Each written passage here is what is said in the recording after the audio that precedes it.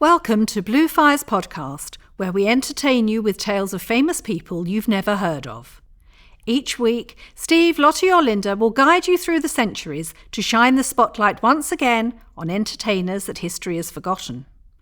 Join us for drama, interviews and the occasional chat over a bottle of wine as we discover that the topics of plague, poverty and overnight stardom are not unique to the 21st century.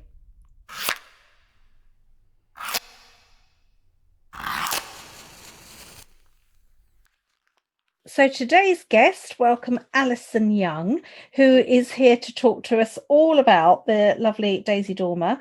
Alison is a bit of an authority on music hall. She's the secretary of the British Music Hall Society and actually ran away to join the halls, I believe, in her misspent youth. So welcome, Alison. Do tell us a little bit about you and what sparked your interest in music hall. Hi, Lottie. Thanks for asking me to come along and chat to you. Well, I ran away from the law to join the music hall. Sounds ominous. Yeah, sounds very ominous. I, for years, was a very respectable solicitor in the City of London, and I think I slogged away at that for about 18 years and had enough and decided to, run away and join the music halls. Not in a performing sense at all, but just in terms of research, reading and writing about music hall and some of my family who were performers. Right. So you were never actually interested in a life on the wicked stage yourself? No, not at all. I did have a brief flirtation in school plays and a church youth club pantomime, which I played Margaret Thatcher. But mine really, boggles. Exactly, age 13. Mine definitely boggles. But I would love to have worked in theatre, but probably on the production side of things, not on the stage. Behind it would have suited me quite nicely.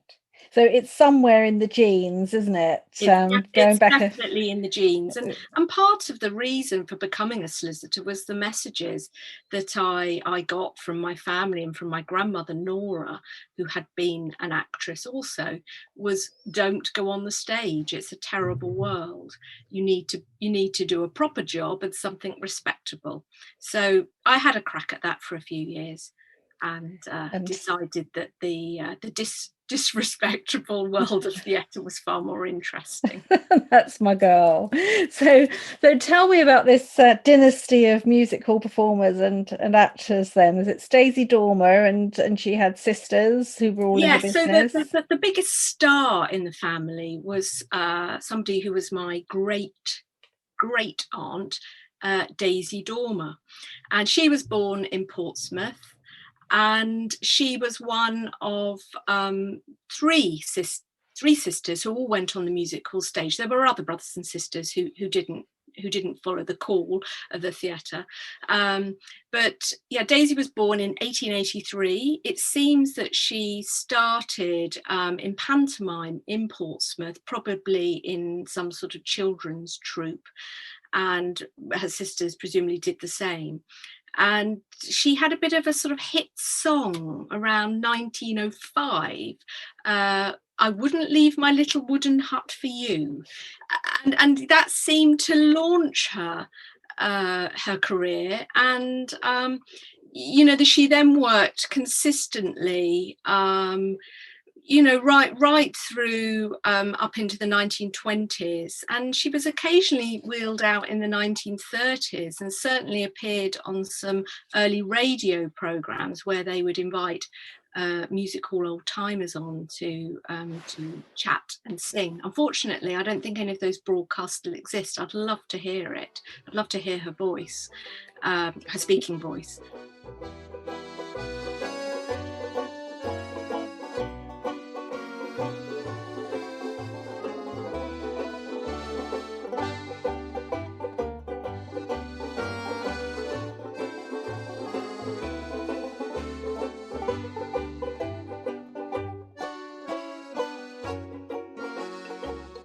So that's Daisy, but she was the biggest star, but there were her sisters, and then the people they married, they were all on the halls in some way or other. Not so successful, but just representative for the thousands of people that tried their hand on the music halls, and really slogged and worked hard and travelled constantly, all over the British Isles, and actually also to outposts of the British Empire, Australia, South Africa, New Zealand, and America. So that was my great grandmother Violet and her husband Larry, who was an American who ended up on the British Music Hall rather than the American vaudeville circuit. And yes, they were. One week they were in Birkenhead, the next week they were in South Shields, then they were in Birmingham, every week a different town or city, probably just, bumping into friends and families at Crewe railway station on a Sunday when they changed trains. I think that there were so many sort of dynasties within the music hall, weren't there? And I think that was that not all sort of born out of necessity, really, because they were such a transient breed, and all they knew was each other, and they would travel around literally together, and the home was whichever digs they were staying in. There was never a permanent base, was there? That's right. I think it was quite insular. Musical folk kept to themselves. But yes, I think that my grandmother Nora, she was the daughter of Larry and Violet. She ended up going on the stage. Because I'm not really sure that they felt there were many other options. Children were appearing often with their parents from quite a young age. Max Wall came from a music hall family, and he describes in his autobiography, Fool on the Hill, which is an excellent read, by the way, how he would sort of, hover in the wings with the children of other music hall performers and, observe your parents performing. And that was the only life he really knew. You'd be trailed, from one theatre to another, probably having a kip in the theatrical hamper where all the costumes were. Well, there's that song, isn't there? There's a Judy Garland song, Born in a Trunk. Yeah. Exactly. Yes, and that was exactly it. Almost born backstage, and 3 days later you were being wheeled on. And there's countless examples of musical performers following that route, following the parents onto the stage. But my grandmother benefited from the financial success of Daisy Dormer, because Daisy Dormer paid for her to be educated, and she went to a sort of rather middle class, nice boarding school in Cliftonville in Margate. And the great plan was that Nora would, get an education and do something else. But Nora had other ideas, and she family rumour has it that she had a place to read English at Cambridge. Now, whether there's a little bit of romanticism about that, I don't know. I'm choosing to believe it. Yes, I like to believe it as well. And just before she was due to go to university, that summer, she had a summer job at a London department store. And there she was flicking through her parents' copy of the stage. She saw advertisements for the chorus for the Palladium pantomime that coming winter. Off Nora went, auditioned, got the role, and was in the chorus of Aladdin at the Palladium. Never went to university, and that was the end of that. Wow. And so that's a great story. Nora died when I was 10 years old. I remember her very clearly. I would so love to have those conversations with her now, to ask her about that, as we often feel as adults about our grandparents. We wish we'd asked them more. Oh, well, I think everyone does, but particularly, what was it like to start right at the top of your profession, Nora? That would be a good start for 10, wouldn't it? Yes, exactly. And she hadn't ever had dancing lessons, but she must have just known the ropes, because she would have spent so much time backstage and observing her mother and her aunts practicing. So and actually there is a Pathé newsreel piece of footage of Aladdin at the London Palladium. in 1927, and it's absolutely fascinating to watch. My dad thinks he's identified his mother in the cast, but also to see the absolute hordes of dancers on stage. The size of the casts in the pantomimes in those days was just huge, great source of employment for so many people. It was a huge thing, wasn't it, for the entertainment industry? I think panto could set you up for a year if you had a good one, couldn't it? That's right, set you up for, and also provided a place to live for a concerted period of time instead of packing up on a weekly basis. So yeah, you stayed put. Because they used to run for much longer than they do now as well, didn't they? Yeah, that's right. They'd always start on Boxing Day, and sometimes they'd go on until Easter. Obviously, that depended when Easter fell, but often they could still be running well into March. End of March, beginning of April. So yeah, it was a great source of income and stability for performers, and actually in the same way that panto is today for performers. Obviously the seasons are shorter, but it still provides a good income and stability. We're seeing that at the moment, aren't we, in the pandemic, how dreadful it is that theatres have had to cancel their pantomime season just because it's such a great source of income for them. And it's the one thing that you're guaranteed to almost sell out, if you don't totally sell out, every performance. And it's so many people's first experience of theatre as well. That's right. So you're not actually being able to have pantos this year. I think it's a real tragedy on so many levels. It is. It really is. Yeah. But I would love to go back in time and see some of those pantos from the sort of 1890s and the early 1900s. The sort of huge, lavish spectacles that were put on at the Theatre Royal Drury Lane.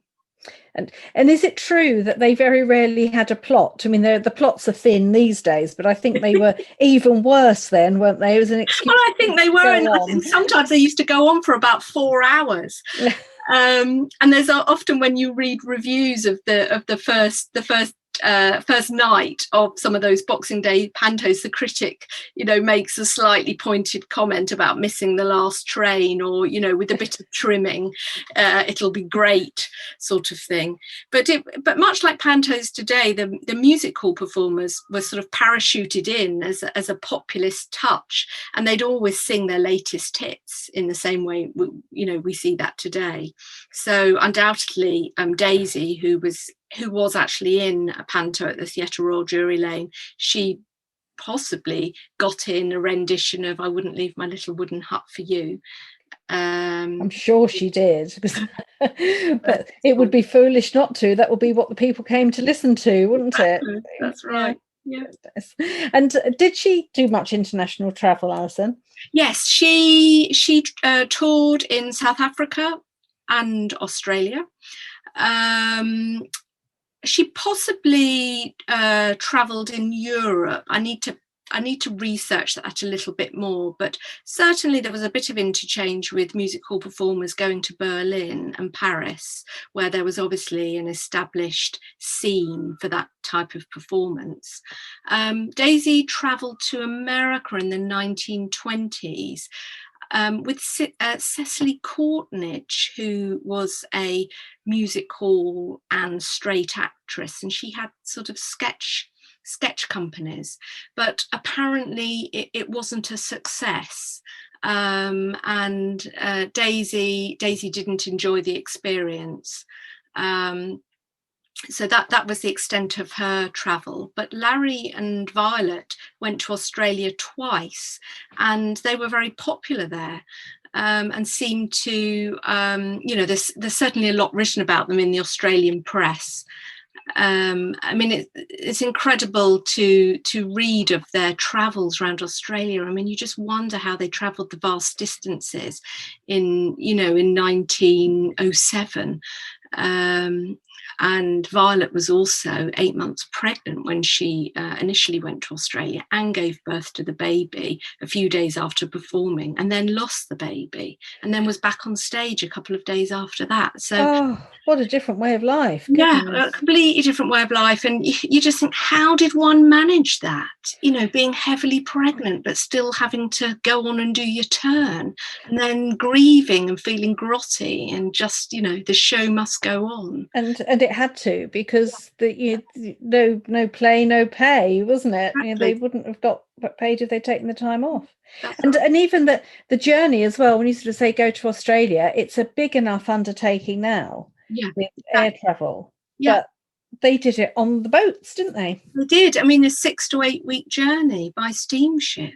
Violet and Larry travelled to Australia on 2 occasions. I mean, yeah, as you said, Lottie, a journey by steamship for about 6 to 8 weeks. Not a journey to be undertaken lightly. And they stopped over in Gibraltar, Marseille, Naples, Egypt, and Colombo in Sri Lanka.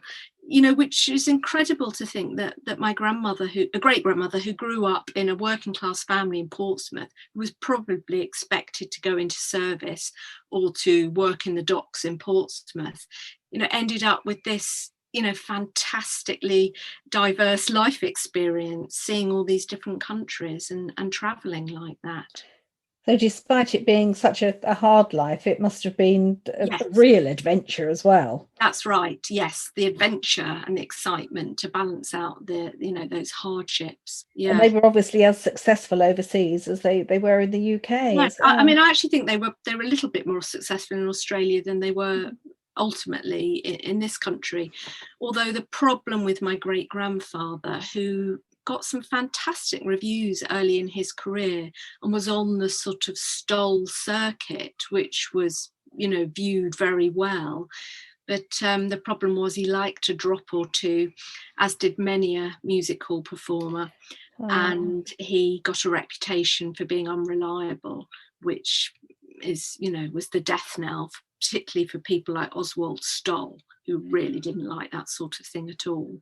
As you know too, Lottie, so many of the performers died young, and, you know, were raging alcoholics. But, you know, it makes me think that there wasn't, I think they had to fill their time. They'd probably get to they'd get to the digs on the Sunday, they'd have a run through on Monday morning, and then they might do a matinee on Monday for the local landladies, and then that night possibly 2 shows. But I think a lot of filling in time was spent in the pub round the corner.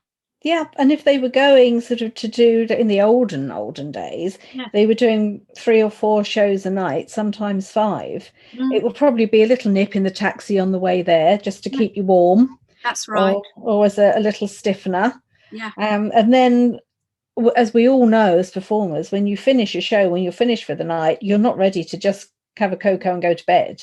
No. You know, so even if you're partying on your own, you want to wind down. So I suppose it's easy to see how it happened, and the places where one would meet fellow performers would be the theatre bars and the pubs up the road, wouldn't they? That's right. So Larry was dead at 42, and his sister Ray Maskell, who was also on the halls, was dead at 45. So, you know, it took its toll. It certainly did. I was reading about my mate George Leybourne the other day, Champagne Charlie, who was another one who died young and had a bit of a problem. But his excuse was that he was sponsored as Champagne Charlie by Moet and Chandon and wasn't allowed to drink anything else. And if he wasn't paying, who can blame him? No, that's right. Quaffing as he drove between his dates in the halls. Yes, sloshing it as he went. It's a lovely thought, isn't it? It's a real black and white movie scene. Yes, that's right. Yes. I really love the that sheet music illustration of George Leybourne as Champagne Charlie. Do you know it?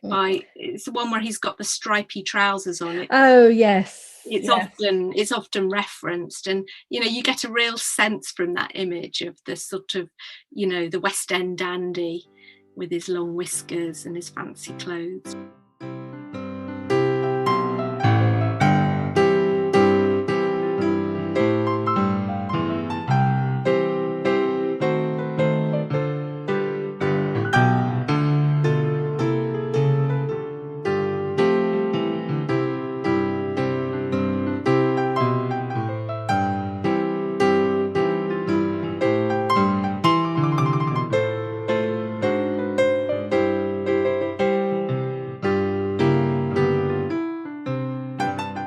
Talking of the sheet music, I mean that's something that's obviously of interest to you because you look so much at all the art, don't you, and artwork Yes, in the music hall. I really love art and the history of art, and actually, you know, art and musical, they're sort of my two passions really. So, you know, obviously I really love the paintings of Walter Sickert, who painted, you know, lived in Islington area, and, you know, painted the old Bedford, which was just round the corner from where he lived, and his incredible portrait of Minnie Cunningham at the old Bedford in her red dress, and then that he also did a famous painting of Katie Lawrence, famous for singing Daisy Bell. But what I like about him is that those two women, they weren't top rank music hall performers. They were the sort of hard working, more minor performers. We still know them because of those paintings. So I like the fact that he was prepared to give some sort of paint time to you know, the hard workers and the strugglers really. But I also find it really fascinating how snobbish people were about Sickert's paintings at the time. You know, they were called tawdry and vulgar because they portrayed music hall, and people weren't used to that. They were used to seeing society ladies in portraits and things. So, you know, now those paintings are looked at, you know, as marvelous subjects for art, and, you know, by a wonderful painter. But it's very interesting to read about how they, you know, what shock and horror the art establishment felt at the time. Would you say, I mean, I'm a real layperson on this, but would you say they're kind of evocative of the Toulouse-Lautrec stuff that was done at the Moulin Rouge? Yes, absolutely, definitely. And you know, Sickert knew Toulouse-Lautrec and travelled to Paris at that time, met Degas and Toulouse-Lautrec. And yes, that famous red poster that Toulouse-Lautrec did, I think it was of an Irish musical performer called May Belmont, who was successful in Paris. It's very, very similar to Sickert's. Sickert came first, I'll add, with his Minnie Cunningham at the old Bedford. So yeah, it's very similar and evocative of that whole era. I think both of them were very interested in the real life aspect Yes. of and what actually happened backstage. You know, when the lights are off, this is how tacky it really is. You know, and that everything's pinned together and not quite as clean as it might be, and the hems are down and whatever. And I think that's why the art establishment couldn't really take it. They didn't really like realism. Well, no, and if you think of all the famous pictures of the likes of Mari Lloyd, etc., most of which are photos that I know, but she is dressed up as a society lady, apart from if she's actually on stage, and it's all terribly nice. Yes, and same with Vesta Tilly and even My Little Nellie Power, the portrait. They're proper. She's this lovely one of Nellie reading a book in a library, and you think that's a world away from, you know, the pictures of the Goulou and miles away from the reality of the theatrical evening, I think. And do you sort of take an interest in the because I think they're beautiful, the song sheets and sometimes the posters and everything as well, because they're a work of art. Oh, they are a work of art. I mean, the typography in the posters is amazing, and the sheet music. You know, I mean, it's not surprising that, you know, people collect sheet music covers.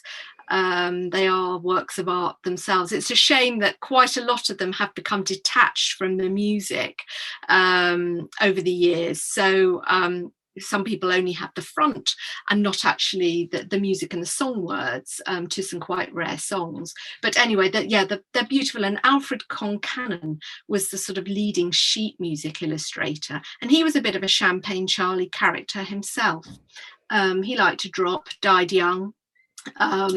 Left his wife for a young musical performer, but yes, he was the person that drew the famous Champagne Charlie sheet music cover, and he produced some incredible sort of swell images for all the performers of that era: Arthur Lloyd, George Laban, the Great Vance, G.H. Hunt was another one as well. And then later on, you get some incredible sort of comic style drawing from an illustrator called Banks. He illustrated Gus Eland's If It Wasn't for the As Is in Between, which is an amazing drawing of the houses in between. And then that song has my favourite line of all time in it. With Yeah. a ladder and some glasses, you could see the Acne marshes. I love that. Exactly, and there is the ladder on the sheet frontage. So yes, so they're amazing, and of course the sheet music illustrators are largely forgotten. They were paid quite well at the time. They were often paid better than the songwriter, which is, incredible to think of now. The songwriters got a really bad deal in music hall. Many of them died in poverty and sort of, wrote away the rights to their songs for, a couple of pennies, really. So, yeah, the songwriters are another whole area of, interesting research. And the whole field is just, I find it fascinating. I love that part of history anyway. Yeah. So there's a lot to discover. And it is something that you write about music hall on a regular basis, don't you? So where can people find your stuff? Oh, well, I write a blog on WordPress called Music Hall Alice, which is where I write about my family and their connections to music hall and some other music hall related subjects as well. I also write regularly for the Call Boy Journal, great name there for the Music Hall Society's journal. Yes, I tend to write on a variety of subjects. I've written about Mark Sheridan, the man who sang I Do Like to Be Beside the Seaside, who had a very sad end, shot himself in a park in Glasgow. It was said in response to a bad review, but sadly I think he had some complex mental health issues. Yes, and I've just recently written an article about Mari Lloyd for the Call Boy. So my aim, of course, is to write a book, based on my family's experience of music hall, a bit of a history of music hall, using their experiences to tell the story. But anyway, we'll see how that goes. Maybe lockdown will help with moving that on. Have you started? I have started. I've started. That's something, isn't it? Right, well, we shall keep an eye out for that then. so it might be a while. And how can everyone we've now converted to the love of music hall, how can they join the British Music Hall Society? Oh, well, they online. There's a website, britishmusichallsociety.com, and all the forms are there, or to sign up. And you can follow us on Twitter and Facebook, where there's regular information on a music hall theme. So it's easy to do. Yeah, easy to do. Very easy. Excellent. And Music Hall Alice is the blog as well. So obviously, Alison, you've got lots in the family archives that you can look at. But where would you say, for people who aren't blessed in that way, that they could actually find more information about music hall if they wanted to discover more about the people we've been talking about today? Well, there's a few good books written on the subject. There was one written by Richard Anthony Baker, British Music Hall, which is a really good sort of general introduction and guide to the whole scene, and it covers songwriters, a little bit about sheet music illustrators, pieces on all of the major performers. So that's interesting. John Major's book about his father, who was of course a music hall performer, My Old Man, is definitely worth a look too. But really a great resource is the British Newspaper Archive, and since the theatrical and other press has been digitised, it's totally sort of blown this area of research open. You can just find out so much more, and it has actually rendered lots of books written about music hall where they quote first appearances and last appearances. It's sort of blown them out the water, really. They're wrong, because the record as recorded in the Stage, in the Era, and the Music Hall and Theatre Review, another really helpful publication, has found them out, really. So that's a great place to start with with your research into this area. Yeah. Super. And they're online, obviously. Yeah, all online. There is a fee for the British Mm-hmm. Newspaper Archive, but I believe you can sort of have a tryout for a period of time for free. But it's well, in my view, it's worth every penny. Super. Well, thank you so much for your time today. It's been absolutely fascinating. Now, before you go, I'm not going to let you escape without answering the question we ask everybody. So you're having a dinner party, and a fantasy dinner party guest is what I'm looking for. So obviously Daisy can come, and her sisters can come. So normally we say 6 around the table, but I think that would be a family party for you. Yes. So you can have another 4. The bubble would be bubble. Yeah. So we'll have a rule of 6 on another table. So there we are. Family members. And Lottie, do they have to be dead, the guests? No, not at all. Any time, alive or dead, any country, any era of history. Yes. Okay, right. Who am I going to pick? I think I will I would like to invite to my dream dinner party Morton Harket from Aha. Oh, those cheekbones. Totally, away from music hall, but, a very long-standing teenage crush. So he has to come. I think I'd also, I'd quite like Queen Victoria. She'd be fun. Yeah, well, would she? Would she? That's what I'd quite like to know, whether she wouldn't be amused or whether she would be. Be interesting to see what she made of Morton Harket. Well, I know that's an interesting combination, isn't it? And yeah, I think I'd also quite like Walter Sickert to come along. He could always do a bit of sketching if the company's not to his liking. And I'd also like Laura Knight to pop along, a female artist who spent a lot of time drawing circus and music hall performers as well. I think she'd be very interesting. She was sort of painting in about the 1920s and 1930s and later.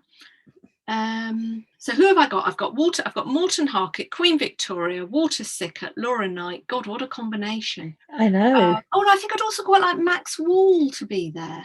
Max Wall. Yes, because of course there'd be a little bit of sort of family chat probably about, do you remember, when we lived in Brixton, and with the family group of 6. So we've got Morton Harket, Queen Victoria, Walter Sickert, Laura Knight, Max Wall. We've got 5 people. That sounds perfect. And then you can flit between the 2. Exactly. I think it would be quite hard work as hostess, actually. So do I. Can I come? I'll come and serve the drink. Definitely come, Lottie. Yeah. There we are.